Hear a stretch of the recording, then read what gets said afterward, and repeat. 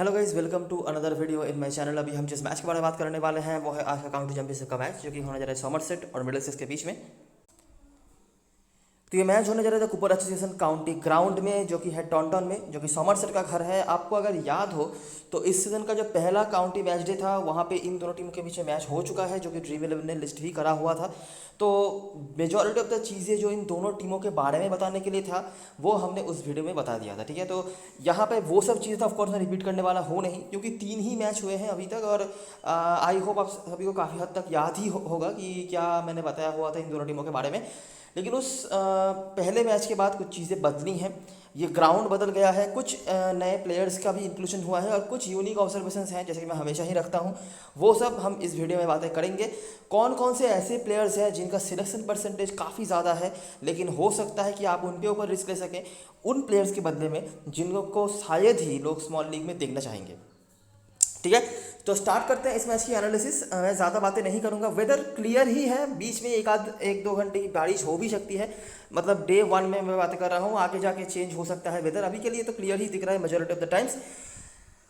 ये पिछले सीजन की कुछ चीज़ें हैं जो हम आगे बातें नहीं करेंगे। और आखिरी मैच जो है आपको याद ही होगा, मैंने बताया हुआ था सॉमरसेट काफ़ी स्ट्रॉन्ग टीम रहती है। मिडलसेक्स के घर में मैच खेल के सॉमरसेट ने मिडलसेक्स को हराया हुआ था, जो कि हुआ था लॉर्ड्स में। तो हेड टू हेड की बात करें तो आप देख सकते हैं कि पिछले 2 सीज़न तो ये नहीं होगा, आप पिछले 5 सीज़न की बात कर सकते हैं। मतलब रिसेंटली तो कोई मैचेस हुए नहीं थे, इसी सीजन में जो एक मैच हुआ था वही रिसेंट मैचेस में आप कंसीडर कर सकते हैं। तो वो मैच आपको मैं दिखा देता हूँ, लेकिन उसके पहले मैचेस को देख के कोई फ़ायदा है नहीं, क्योंकि काफ़ी पुराना मैच हो जाएगा, क्योंकि दोनों टीमें जनरली एक ग्रुप में रहती नहीं है। ये सब चीज़ें पहले ही हम बातें कर चुके हैं। इस ग्राउंड पे अगर मैं बातें करूं तो काफ़ी बेहतर रिजल्ट है सॉमरसेट का इस ग्राउंड पे, ठीक है। हालांकि इस सीज़न में एक मैच वो ऑलरेडी इस ग्राउंड पे खेल चुके हैं और वो मैच वो हारे हैं। लेकिन अगर मैं हिस्ट्री की बात करूं सेकेंड लास्ट सीज़न और लास्ट सीज़न में, तो आपको दिखेगा कि कोई मैच वो हारे ही नहीं थे इस ग्राउंड पे। पिछले सीजन में जो बॉब विलिस ट्रॉफी हुआ था, दोनों मैच जीते थे। उसके पहले काउंटी में 7 में से 4 जीत और 3 टाई मैच, मतलब वो हारे नहीं है, ठीक है। तो देखते हैं हमें ग्राउंड में क्या क्या चीज़ें मिलती हैं। इस सीज़न में जो एकमात्र मैच हुआ है और रीसेंट हेड टू हेड के तौर पे आप जिस मैच को कंसीडर कर सकते हैं वो मैच हुआ था ये, जहां पर मिडलसेक्स ने बना था 313। ओनली सैम रॉबसन, इनके अलावा एक 50 तक नहीं आया था इस इनिंग्स में। और मैंने बताया हुआ था सैम रॉबसन का सिलेक्शन परसेंटेज काफ़ी कम था इस मैच पे, आपको अगर याद हो। लेकिन मैंने बताया था कि लॉर्ड्स में हमेशा सैम रॉबसन अच्छा करते हैं। इस सीज़न में आप नोटिस कर भी सकते हैं 2 मैच हुए हैं इस लॉर्ड्स में इस सीज़न में, और दोनों ही मैच में सैम रॉबसन ने अच्छा पारी जो है खेला है। एक ये आप देख सकते हैं, एक जो ये वाला इनिंग्स है, और दूसरा भी एक मैच हुआ था लेस्टेरशायर के अगेंस्ट में शायद, या फिर ऐसा कुछ, तो वहाँ पर भी उन्होंने जो है रन बनाया हुआ है। बॉलरों में से ग्रेगरी, जिनका भी मैंने बताया हुआ था कि लॉर्ड्स में हमेशा बैटर करते हैं सॉमरसेट की तरफ से, तो ये एक है। साथ में ओवरटन, डेवी वगैरह ये कुछ थे। सॉमरसेट की बैटिंग अच्छी नहीं हुई थी। नीचे से डे लैंग के कुछ इनिंग्स थे, नहीं तो 150 रन का भी वो मार्क जो है क्रॉस नहीं कर पाते। बॉलिंग में मुर्ताक बैम्बर, जो कि आज के मैच में अवेलेबल नहीं है। बैम्बर और टीआर जोन्स दोनों ही आखिरी हेड टू हेड मैच में काफ़ी अच्छा करे थे। ये दोनों ही आज के मैच में अवेलेबल नहीं होंगे, तो ये एक सेटबैक तो है ही। उनके कोच ने उनको रेस्ट दिया है इस मैच के लिए। मिडलसेक्स की बैटिंग जैसे हम एक्सपेक्ट कर भी रहे थे कि जैसे जैसे दिन आगे चलता जाएगा उनकी बैटिंग अच्छी नहीं होती है, तो वही यहाँ पर हुआ था। और सॉमरसेट ने 4th इनिंग्स में आकर काफ़ी बड़ा टोटल जो था उन्होंने उनको चेस भी कर लिया था। बॉलिंग में ओवरटन और डेवी दोनों इनिंग्स में आपको दिख जाएंगे, और यहाँ पर आखिरी इनिंग्स में आके बार्टलेट और साथ में ग्रेगोरी ने बैटिंग से अच्छा करा था। यहाँ पर भी आपको बैम्बर और टीआर जोन्स देखने को मिल जाएंगे। तो काफ़ी इफेक्टिव रोल प्ले किया था इन दोनों बॉलर्स ने मिडलसेक्स की तरफ से। तो ये जो था आखिरी हेड टू हेड। तो हेड टू हेड बताने के लिए कोई ज़्यादा स्टैटिस्टिक्स नहीं है ऑफ कोर्स। तो यही एक मैच था, क्योंकि रिसेंट अगर हम रिलीवेंट मैच की बात करें, अभी मैं ग्राउंड के बारे में बातें करूँगा। ध्यान से सुनना एक बात, ठीक है। अच्छा, इस ग्राउंड में आखिरी जो काउंटी सीजन हुआ था, मतलब रेगुलर सीजन, मतलब समझ लीजिए एक ग्राउंड पे एक रेगुलर काउंटी सीजन में 7 मैचेस तक होते हैं, 7 से 8 मैचेस तक होते हैं। तो यहाँ पे भी 7 मैचेस होते थे। क्या होता था, पहले के 3-4 मैच तक तो सही है, मतलब पेसर्स का ही रोल है, विकेट्स उनको मिल रहा है, पिच स्लो नहीं हो रहा है। लेकिन आखिर के 3 मैच में हमेशा ऐसा देखा गया है कि पिच बहुत ज़्यादा टूटती है, इतनी ज़्यादा टूट जाती है कि पहले दिन से ही स्पिनर्स का रोल आ जाता है, ठीक है। ध्यान से इस बात को सुनना। अभी मैं ये बात क्यों कह रहा हूँ, हो सकता है ये बात इस मैच में काम पे ना आए, लेकिन आगे आने वाले समय में जब इस ग्राउंड पे आगे मैचेस होंगे तो ये आपके काफ़ी काम पे आने वाला है, ठीक है। तो क्या होता था पहले 4 मैचेस में, तो चलिए ठीक है, कोई दिक्कत वाली बात नहीं है, पेसर्स का ही रोल है, रन चाहे कुछ भी बने वो तो हम आगे बातें करेंगे ही। मैं बॉलर्स की बातें कर रहा हूँ। पहले 4 मैचेस में ऐसा आखिर के 3 मैचेस में। तो ये एक चीज़ है, ठीक है। तो इस ये बात कहने का मतलब क्या है कि आपको देखना पड़ेगा। देखिए अभी तो हम घर बैठे बता नहीं सकते कि पिच किस तरह से होगा, मुझे लगता तो नहीं, क्योंकि इस ग्राउंड पे ये बस दूसरा ही मैच होने जा रहा है इस सीज़न में, लेकिन कहीं ना कहीं पे जाके ये चीज़ आपको देखने को मिल जाएगा। अब मैं ऐसा क्यों कह रहा हूँ, क्योंकि ऑलरेडी दोनों टीमों ने जो स्क्वाड्स अनाउंस किए हैं ना, वहाँ पे मुझे कम से कम 2 स्पेशली स्पिनर्स तो दिख रहे हैं। अभी उन दोनों को अगर खिलाया जाता है तब तो हम कंफर्म हो ही जाएंगे कि हो सकता है कि पिच मतलब स्लो हो रहा शुरू हो चुका है। लेकिन अगर समझ लीजिए एक ही खेलते हैं तो दिक्कत वाली बात नहीं है। तो मैं आपको यहाँ पे वही मैचेस दिखाऊंगा जो सीज़न के शुरुआत में हुए हैं, क्योंकि ये सिर्फ दूसरा ही मैच है तो सीज़न के शुरुआत के मैचेस ही है, तो वही मैच मैं आपको दिखाऊंगा। ज़्यादा पुराना जाके मतलब समझ लीजिए सेकेंड लास्ट जो सीज़न हुआ था, मतलब 2018-19 जो काउंटी सीज़न था, वो सीज़न के मैच दिखा के कोई फ़ायदा है नहीं, क्योंकि अगर मैं वहाँ के आखिरी मैचेस को आपको दिखाना जाऊँ तो आपको लगेगा कि स्पिनर्स का बहुत ज़्यादा डोमिनेशन यहाँ पर है, जो कि असल में है नहीं, ठीक है। क्योंकि पहले कुछ मैचेस में यहाँ पर उस तरह के स्पिनर्स का रोल आता नहीं है, लेकिन जैसे जैसे सीज़न आगे चलता जाता है स्पिनर्स मैच में आगे जाते जाते हैं, तो मैं आपको ज़्यादा कंफ्यूज नहीं करना चाहता। पहले देख लेते हैं कि रिसेंट जो मैचेस हुए हैं। इस सीज़न का जो एक मैच हुआ था सॉमरसेट 312, कुछ नाम आपको यहाँ पर मिलेंगे, उनको ध्यान से देखना, ठीक है। सैम डेविस, क्रेग ओवर्टन और मर्शन डे लैंग ने यहाँ पर बैटिंग से रन करा हुआ है। मर्शन डे लैंग ने इस सीजन में काफ़ी अच्छी बैटिंग करी है और उनके पास बैटिंग आ भी रही है। पेसर्स के सारे विकेट्स। ग्लॉस्टरशायर का मैच था, Marchant de Lange, Overton, Gregory, Davey. अभी क्या है कि पिछले सीजन तक शॉन डेवी जो थे ये इनके मतलब 3rd बेस्ट बॉलर थे, या फिर आप कह सकते हैं 2nd बेस्ट बॉलर भी थे। ओवर्टन, ग्रेगरी, डेवी यही इनके लिए मेन बॉलर का काम कर रहे थे, ज़्यादा से ज़्यादा ओवर्स भी इनको मिल रहे थे। अभी क्या हो गया है कि डे लैंग भी आ गए हैं। डे लैंग के आने से क्या हो रहा है कि डेवी की ओवर्स कट रहे हैं, ठीक है। तो जो इंपॉर्टेंस डेवी का था पिछले सीजनों में, वो इंपॉर्टेंस अभी नहीं दिख रहा है। मैं ऐसा नहीं कह रहा कि वो कुछ बुरा कर रहे हैं, लेकिन उस तरह से उनको हाईलाइट नहीं कराया जा रहा है, उस तरह से उनको ओवर्स नहीं दिए जा रहे हैं, ठीक है। अच्छा, लेकिन क्या हुआ कि दूसरे इनिंग्स में जाके सॉमरसेट की बैटिंग काफ़ी खराब हुई थी। यहाँ पर हिल्ड्रेथ के रन्स थे, पेसर्स के आपको मेजॉरिटी ऑफ द विकेट्स देखने को मिल जाएंगे। ग्लॉस्टरशायर ने चेस भी कर लिया डे लैंग और ओवर्टन के यहाँ पर विकेट्स, ठीक है। पिछले सीजन में जो 2 बॉब विलिश ट्रॉफी के मैच, अच्छा रन्स आप देखिए, रन्स यहाँ पे ज़्यादा नहीं बने थे एक भी इनिंग्स पे। 312, 309, 149 और ग्लॉस्टरशायर ने आखिरी दिन पे जाके बैटिंग अच्छी करी थी। अच्छा, उसके बाद बॉब विलिश ट्रॉफी के 2 मैचेस अगर हम देख लें पिछले सीजन में जो हुआ था, तो 237 फिर से ज़्यादा रन नहीं। बार्टलेट, ओवर्टन, पेसर्स के विकेट, ग्लॉस्टरशायर के अगेंस्ट में ही ये मैच था। ओवर्टन देखिए, डेवी का विकेट देखिए, क्योंकि तब डे लैंग नहीं थे। इवन यहाँ पे शायद ग्रेगोरी भी नहीं खेले थे, दूसरे जो ओवर्टन हैं, जो दोनों भाई जो खेलते थे, क्रेग ओवर्टन तो अभी भी स्क्वाड में है, जो अभी आपको टीम में दिख भी जाएंगे। जेमी ओवर्टन जो खेलते थे, उनके भी यहाँ पर कुछ विकेट्स रहे हैं, ब्रूक्स वगैरह, लेकिन डेवी का रोल आप देख सकते हैं। तीसरे दिन, चौथे दिन में जाके मतलब तीसरे इनिंग्स में जाके सॉमरसेट की बैटिंग अच्छी हुई, जाकर आबेल ने अच्छा करा था पेसर्स का विकेट, और ग्लॉस्टरशायर की बैटिंग यहाँ पर भी खराब हुई थी, फिर से ओवर्टन के साथ डेवी। और दूसरा जो मैच हुआ था, अच्छा आप रन्स को नोटिस कर सकते हैं, पहले 1-2 दिन में रन ज़्यादा बने नहीं है, 300 बना है, लेकिन उस वही आप ऑन एन एवरेज समझ सकते हैं। लेकिन तीसरे इनिंग्स, चौथे इनिंग्स में आगे कहीं कभार रन बने हैं, जैसे कि आप देख सकते हैं आप। और ये जो मैच हुआ था दूसरा वाला 296, आपको लेमन भी दिख जाएंगे कुछ रन बनाते हुए। डेविस, पेसर्स का अपर हैंड, ग्लैमरगन के अगले मैच तक, ओवर्टन फिर से, डेवी फिर से, और सॉमरसेट की दूसरे इनिंग में आबेल, हिल्ड्रेथ, इनकी कुछ रन्स वगैरह हैं, पेसर्स का ही अपर हैंड। और चौथे दिन में जाके 166 पर निपटा दिया, जहाँ पर ओवर्टन वगैरह के विकेट थे। जेमी ओवर्टन जो यहाँ पर खेलते थे, उन्होंने यहाँ पर 25 में विकेट निकाला हुआ था। आप नोटिस कर सकते हैं कि मतलब 2 मैचेस जो हुए थे पिछले सीजन में, डे 4 में आकर भी स्पिनर्स के लिए खास कुछ नहीं है। लौता स्पिनर खेला था उन्होंने वैंडरमर्वा के रूप में, उन्होंने एक ही विकेट निकाला हुआ था। लेकिन अगर मैं काउंटी दिखाने में आ जाऊँ तो आपको दिखेगा कि लास्ट जो मैचेस हुए थे वहाँ पर स्पिनर्स का बहुत ज़्यादा रोल था। तो वही बात है। तो जैसा कि आप देख सकते हैं कि रन्स यहाँ पे बहुत ज़्यादा नहीं बने हैं। ये तो था, फिर भी बॉब विलिश ट्रॉफी के मैचेस, कुछ रूल्स रेगुलेशंस अलग थे, ओवर से कुछ रिस्ट्रिक्शंस थे, तो ऐसा कुछ था। लेकिन अगर मैं आपको काउंटी की बातें करूँ, मैं आपको काउंटी के मैचेस यहाँ पर क्यों नहीं दिखा रहा, क्योंकि वो रिसेंट में नहीं आएंगे, वो काफ़ी पुराना हो जाएगा। अगर मैं आपको 2018-19 के सीज़न का पहले वाले मैचेस हुए थे वो मैं आपको दिखाने में आ जाऊँ, जो मैं बोल रहा हूँ ध्यान से सुनना, ठीक है। क्या होते थे, 4 के चारों ही इनिंग्स पूरे हो रहे हैं, वहाँ पे मैचेस के रिजल्ट्स निकल रहे हैं, ठीक है।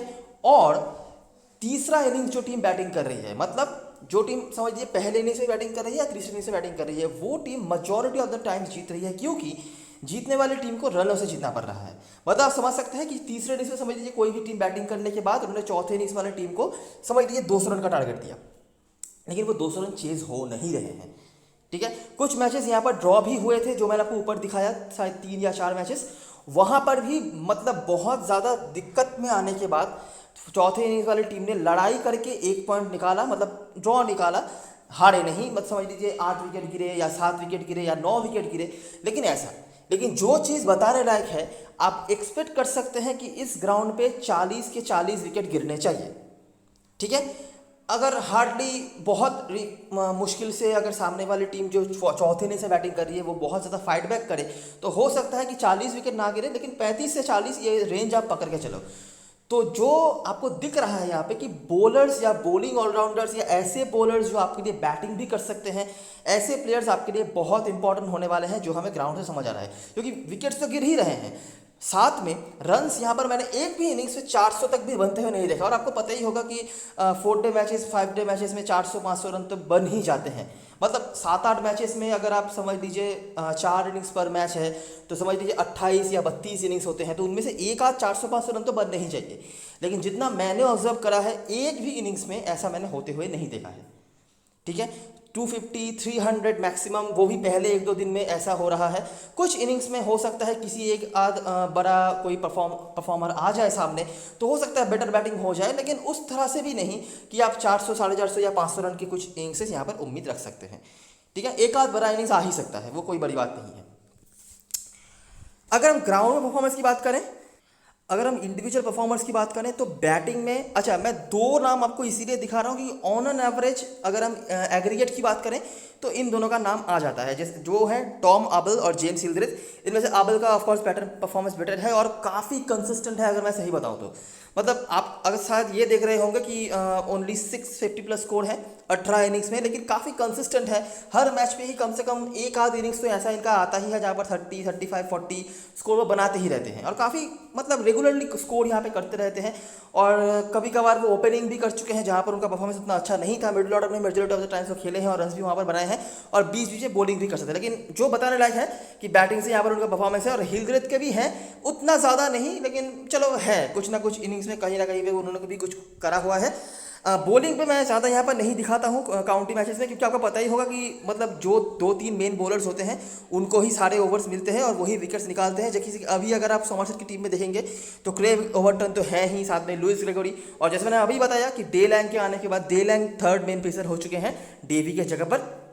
तो यही है। ठीक है, अभी तक 3 मैचेस हुए हैं दोनों टीमों के। तो अगर मैं यहाँ से आपको परफॉर्मर्स दिखाऊं तो यहाँ पर अभी आपको आबल दिख जाएंगे जो अच्छा कर रहे हैं, 250 प्लस स्कोर बना चुके हैं ऑलरेडी, और साथ में डेविस और बार्टलेट। अभी इन दोनों के बारे में एक चीज़ जो बताना ज़रूरी है, मैंने ऊपर 2 नाम आपको दिखाए हैं ग्राउंड में, ठीक है, क्योंकि ऑन एंड एग्रीगेट इन दोनों का नाम ही आपको मेजॉरिटी ऑफ द टाइम्स देखने को मिल जाता है। लेकिन ये दोनों एक ऐसे परफॉर्मर है जो कि आउट ऑफ द बॉक्स आपके सामने आ सकते हैं। याद रखना, इस ग्राउंड पे बहुत ज़्यादा रन्स बनते नहीं हैं, इंडिविजुअली शायद आपको एक आध प्लेयर्स में दिख भी जाए, लेकिन ये दोनों आउट ऑफ द बॉक्स आपके पास आ सकते हैं। बार्टलेट को फिर भी मैं समझ सकता हूँ, कुछ लोग शायद ले लें, स्मॉल लीग में चांसेस काफ़ी कम है, लेकिन शायद ले भी लें, मीडियम साइज जो लीग होता है या फिर बड़ी लीग में समझ लो। लेकिन डेविस की तरफ मेजॉरिटी ऑफ द जनता देखेगी नहीं, ठीक है। लेकिन मैं आपको बता दूं, ये दोनों कंसिस्टेंट नहीं हैं, कंसिस्टेंटली नहीं परफॉर्म कर पाए हैं, इसीलिए वहाँ पर उनका नाम नहीं है ऊपर जो मैंने समराइजेशन आपको दिखाया। लेकिन बीच बीच में एक आध इनिंग्स में इनका भी परफॉर्मेंस आया है। स्पेशली मैं बात करना चाहूँगा डेविस के बारे में, क्योंकि एक एडवांटेज आपको उनका ये मिल जाता है कि ये कीपर है, कीपिंग के पॉइंट्स आपको देते हैं, और आपको पता ही होगा इस तरह के फॉर्मेट में कीपिंग के पॉइंट्स कितने मायने रखते हैं। और साथ में कुछ इनिंग्स में इन्होंने रन बनाया हुआ है, ठीक है, बड़े इनिंग्स भी खेले हुए हैं। बार्टलेट भी उसी सूची में आते हैं। ऐसा कोई कंसिस्टेंट नहीं है, ऐसा कोई रेलिवेंट नहीं है कि मैं आपको बता सकूं कि नहीं इस मैच में लो इस मैच में मत लो, लेकिन है बीच बीच में। और मेरे हिसाब से ऊपर जो 2 नाम मैंने आपको दिखाए हैं, अगर समझ लो आबेल तो आपकी टीम में हो ही गए, अगर आप दूसरा बैट्समैन हिल्ड्रेथ लेना चाहते हो, इन दोनों के बीच में मतलब डेविस और बार्टलेट के बीच में एक प्लेयर आपकी टीम में ज़रूर होना चाहिए मेरे हिसाब से। साथ में तो यहाँ पर अगर मिडिल सेक्टर से बात करी जाए तो रॉबसन, इनके बारे में बातें करना ज़रूरी है। 63 का औसत है, और अगर हम देखेंगे तो दोनों टीम मिलाकर सबसे ज़्यादा रन इन्हीं का चल रहा है। और काफ़ी लोग इनको वाइस कैप्टन अभी के लिए बना रहे हैं, काफ़ी लोग कैप्टनसी भी इनको दे सकते हैं, याद रखना। और आखिरी हेड टू हेड में भी रन बनाया हुआ है, तो लॉजिकल भी है कुछ हद तक। और उसके बाद रॉब वाइट, जिनके बारे में मैंने आखिरी मैच उन्हें बताया हुआ था, उस मैच में नहीं चले थे, लेकिन उसके बाद उन्होंने काफ़ी अच्छी बल्लेबाजी करी है। सीजन की शुरुआत से ये अच्छे फॉर्म पर रहे हैं, और उम्मीद रख सकते हैं आप कि इस सीजन में इनकी तरफ से काफ़ी अच्छे परफॉर्मेंस आपको देखने को मिल जाएंगे। बॉलिंग में बात करी जाए तो यहाँ पर आप देख सकेंगे कि सॉमरसेट की तरफ से ओवरटन, डेवी और ग्रेगरी यहाँ पर आपको दिख जाते हैं। माफ़ करना वो गलत इन्फॉर्मेशन था। ओवरटन और डेलैंग वगैरह आपको मिल जाएंगे। ग्रेगोरी के भी कुछ विकेट हैं। ओवरटन मोटा मोटा जो आपको दिख जाएंगे मेजोरिटी ऑफ द विकेट्स के मामले में, ज़्यादा यहाँ पर दिखाने के लिए कुछ है नहीं। और ब्रिटिश की तरफ से आपको मुर्ताक, बैम्बर जिन्होंने आखिरी हेड टू हेड मैच में अच्छा करा था, टीआर जोन्स। तो जो मैं कहना चाहता था कि टीआर जोन्स और बैम्बर दो मेन बॉलर चल रहे थे इस सीजन में इन टीम के होकर ब्रिटिश की तरफ से, तो दोनों ही जो है आज के मैच में अवेलेबल नहीं होंगे। तो ये एक देखना होगा कि दो मेन पेसर्स के अलावा या दो मेन बॉलर्स के अलावा किस तरह से लाइनअप करती है मिडिलसेक्स और किस तरह से उनका इफेक्ट रहता है जो उनके बदले में आएंगे। ठीक है, अच्छा तो ये कुछ है जो स्टेटिस्टिकली बताने लायक था। अभी अगर हम प्ले 11 पे आए तो अच्छा, प्ले 11 से आने से पहले आई होप आपने देख लिया होगा कि देखिए बहुत ज़्यादा इन्फॉर्मेशन नहीं है। मैंने आखिरी मैच की वीडियो में बताया हुआ था कि हेड टू हेड में बहुत ज़्यादा बताने के लिए कुछ है नहीं। ग्राउंड में जितना था जो था मैंने आपको बताया है। आगे कुछ ऑब्जर्वेशंस होंगे जिनके बारे में मैं बातें करूँगा, तो देखते जाना। सोमरसेट की तरफ से मुझे नहीं लगता कोई मेजर चेंज आपको देखने को मिलेगा। इनमें से जो प्लेयर्स आपके लिए इंपॉर्टेंट होंगे और मेरे टीम में आपको जरूर देखने को मिल जाएंगे वो है आबल, हिल्ड्रेथ, बार्टलेट, डेविस। इन तीनों में से दो मेरे टीम में ज़रूर होने चाहिए। अभी क्या है कि हिल्ड्रेथ को काफ़ी लोग ले सकते हैं, ठीक है, तो आप इनके साथ जाके बार्टलेट और डेविस में से एक चूज़ कर सकते हो या फिर हिल्ड्रेथ को ड्रॉप करके बार्टलेट और डेविस दोनों को भी ले सकते हो, ये आपकी मर्जी है। उसके बाद क्रेग ओवर्टन और लुइस ग्रेगोरी में से आपको एक कन्फ्यूजन हो सकता है। कन्फ्यूजन मतलब टीम में तो आपके होंगे ही, कैप्टन वाइस कैप्टन के मामले में क्रेग ओवर्टन जो है इस ग्राउंड पे, मैंने लुइस ग्रेगोरी का बताया हुआ था कि जो हमेशा ही लॉर्ड्स में अच्छा करते हैं, लेकिन क्रेग ओवर्टन इस ग्राउंड में एनी जो बॉलर्स हैं स्क्वाड में उनमें से सबसे बेटर परफॉर्मेंस इनका ही रहा है। अगर आपने ऊपर भी नोटिस करा होगा जो रिसेंट मैचेस में आपको दिखाए हैं, ओवर्टन का हमेशा इस ग्राउंड पे बेटर परफॉर्मेंस रहा है। मिनिमम 7 to 8 विकेट्स अगर आप देखेंगे मैच में उनका आता ही है, और बैटिंग तो आपके लिए बोनस वो कर ही देते हैं। उनका परफॉर्मेंस इस लेवल पर अच्छा होता है कि ग्रेगोरी को आप उस तरह से ढूंढ ही नहीं पाते हैं। इस लेवल पे अच्छा परफॉर्मेंस करते हैं क्रेग ओवर्टन इस ग्राउंड पे, ठीक है। तो अगर आप मुझसे पूछेंगे कि ग्रेगोरी और ओवर्टन मुझे एक को चूज़ करना पड़े, जिसको मैं सजेस्ट तो नहीं दूंगा, मैं चाहूँगा आप स्मॉल लीग में दोनों को ही लेके जाओ, लेकिन अगर आपको सोचना पड़े कि मैं कैप्टन किसको बनाऊँ ग्रेगोरी और ओवर्टन में से, तो एनी डे मैं आपको ओवर्टन का ही सजेशन दूंगा। मैं कह रहा हूँ बॉलिंग से, अभी बैटिंग से हो सकता है ग्रेगोरी बेटर परफॉर्मेंस दे भी दे, ठीक है, वो मैं बात नहीं कर रहा, मैं कह रहा हूँ बॉलिंग से। अभी बैटिंग में कौन कितना रन बनाएगा वो तो बात की बात है, लेकिन मैं कह रहा हूँ बॉलिंग से क्रेग ओवर्टन हमेशा ही किसी भी सोमरसेट के बॉलर से इस ग्राउंड पे बेटर परफॉर्मेंस करते हैं। उसके बाद डेलैंग और डेवी में से आपको एक को लेना पड़ेगा, और ऑफकोर्स जैसे मैंने बताया कि डेलैंग को भी आप लेना चाहेंगे, साथ में बैटिंग का भी क्वेश्चन आपको दे देंगे। और उसके बाद लुइस ग्रेगोरी जो आपके लिए तीसरे बॉलर के तौर पे काम पे आ जाएंगे। तो मेरे हिसाब से इन चारों में से तीन, और यहाँ पर ग्रेगोरी, ओवर्टन, डेलैंग, इन तीनों में से आप तीन के साथ दे लेंगे और यही होगा, और मुझे ज़रूरत नहीं है। अच्छा, बेंच पे अगर आप देखेंगे तो वैंडमर्व आपको दिख जाएंगे, लुइस गोल्ड्सवर्थ दिख जाएंगे, दोनों स्पिनर्स हैं, साथ में जैक लीच तो है ही। अगर आप देख रहे हैं कि प्लेइंग 11 में एक और स्पिनर का इंक्लूजन होता है, तो आप एक बार के लिए आइडिया लगा सकते हैं कि पिच में शायद कुछ स्लोनेस आ भी जाए, ठीक है, जो कि मुझे उम्मीद तो नहीं है, लेकिन अगर कोई आते हैं तो मैं पहले ही आपको बता रहा हूँ, ये आपको देखना पड़ेगा। मिडिल से बात करी जाए तो रॉबसन, अभी इनके बारे में टाइम लगाना ज़रूरी है। क्यों ज़रूरी है? क्योंकि ये अभी तक इन दोनों टीमों को मिलाकर हाईएस्ट रन स्कोरर चल रहे हैं। लेकिन अगर आप थोड़ा सा ध्यान से देखेंगे तो रॉबसन का जितना अच्छा परफॉर्मेंस आपको लॉर्ड्स में देखने को मिल जाता है, जो कि मिडिलसेक्स का घर है, उतना अच्छा परफॉर्मेंस आपको लॉर्ड्स के बाहर देखने को नहीं मिलता है। और यही एक रीज़न है, या फिर आप किसी ने ये वन ऑफ द रीजन्स है कि पिछले सीजन में जब बॉब विलिस ट्रॉफी हुआ था, एक भी लीग स्टेज के मैचेस नहीं हुए थे लॉर्ड्स में, तो Robson majority of the times वहाँ पे उतना अच्छा परफॉर्मेंस नहीं कर पाए थे जितना अच्छा परफॉर्मेंस करने के लिए वो जाने जाते हैं काउंटी लेवल पे। इस सीजन में भी अगर आप देखेंगे 2 बड़े स्कोर उन्होंने बनाए हैं, एक में 165 जो हेड टू हेड में हुआ था, जो लॉर्ड्स में हुआ था, और दूसरा भी 95 का एक स्कोर जो था वो भी लॉर्ड्स में ही उन्होंने बनाया था। अभी मैं ऐसा तो नहीं कह रहा कि आप स्मॉल लीग में ड्रॉप ही कर दो, हो सकता है मैं कर दूं अगर मुझे कोई बेटर ऑप्शन दिख जाए, लेकिन अगर आप कैप्टन वाइस कैप्टन बनाने के लिए सोच रहे हो तो मैं कहूँगा एक बार टाइम लेकर सोचना, ठीक है। वैसे भी इस ग्राउंड पे बैट्समैनों को कैप्टन बनाना काफ़ी रिस्क हो सकता है।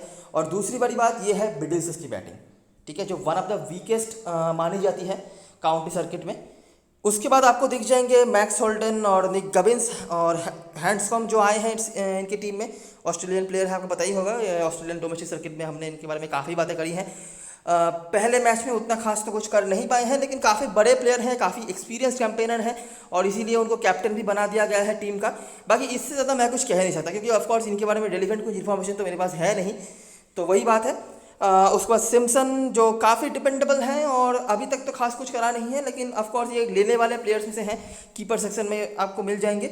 उसके बाद आते हैं रॉब वाइट। अभी कीपर सेक्शन में आपको मिलेंगे सिम्पसन और रॉब वाइट। अगर आप फॉर्म के वजह से बात करेंगे तो रॉब वाइट इस सीजन में बेटर कर रहे हैं। ना सिर्फ मैं आखिरी जो 250+ स्कोर उन्होंने बनाया हुआ था उसको देख के कह रहा हूँ, उसके पहले भी प्री मैच जो फ्रेंडली मैचेस प्री सीजन जो फ्रेंडली मैचेस हुए थे वहाँ पर भी उन्होंने काफ़ी अच्छा करा हुआ था। और उम्मीद किया जा रहा है इस सीज़न में काफ़ी एक्सपर्ट्स द्वारा कि ये सीज़न रॉब वाइट का सीज़न हो भी सकता है।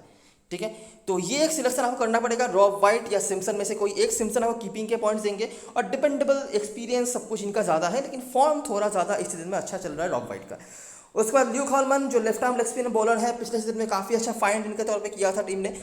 हर तरह के फॉर्मेट में इन्होंने काफ़ी बेहतरीन परफॉर्मेंस करा हुआ था।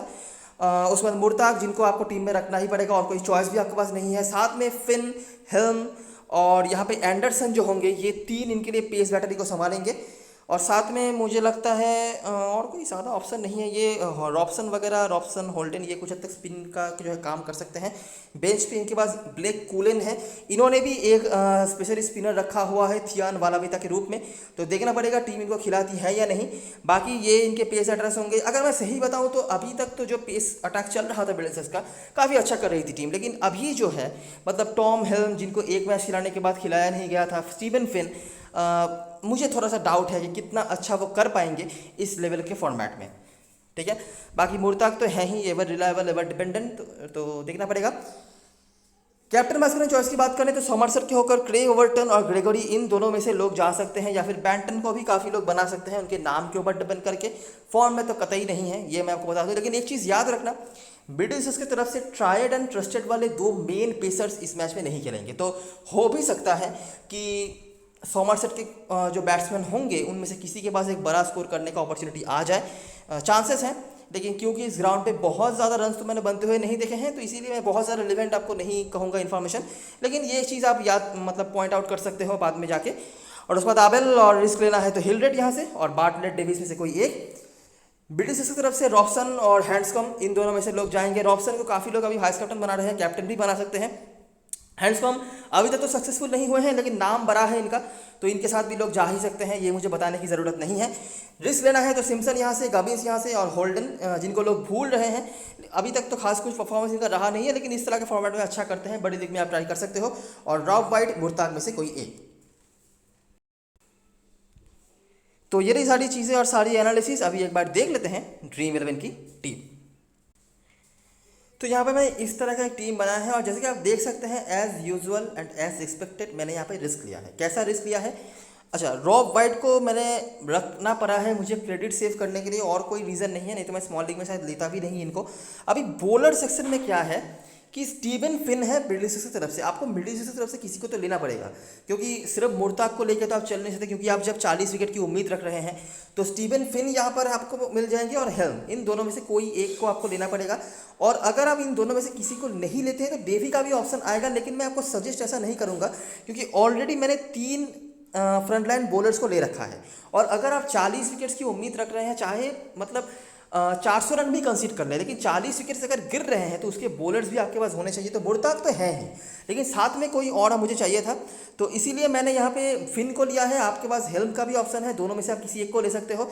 ज़्यादा रेलिवेंट इन्फॉर्मेशन किसी का भी नहीं है उस तरह से, तो इसीलिए मैं कुछ नहीं कह सकता, लेकिन आप दोनों में से किसी एक को ले सकते हो। ठीक है, मैंने इनिशियली फिन को लिया है, काफ़ी लोग इनको ले सकते हैं क्योंकि इनका नाम पहले है, क्रेडिट हाई है, आपको पता ही होगा ड्रीम 11 में ऐसा ही होता है, जिनका नाम पहले क्रेडिट हाई उनको लोग लेते हैं ज़्यादा।